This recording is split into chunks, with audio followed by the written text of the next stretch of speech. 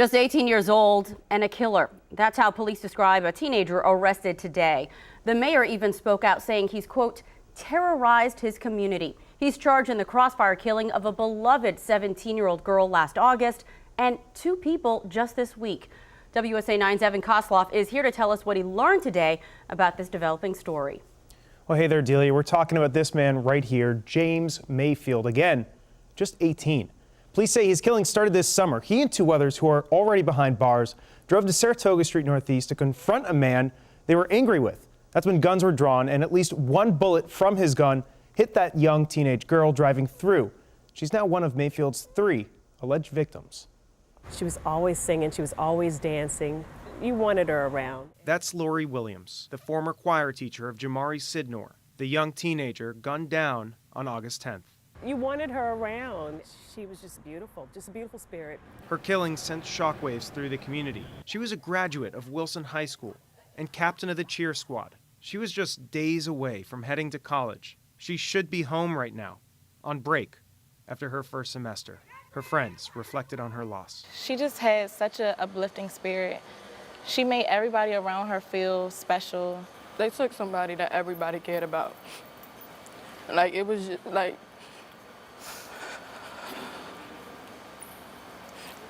it's not one person that I know that had a real problem with her. Unfortunately, police say this would not be Mayfield's last shooting. Just this week, on Tuesday, the day after Christmas, he's accused of shooting and killing a man outside of a home on Douglas Street Northeast. Jermaine Bowens was the victim. He was 38.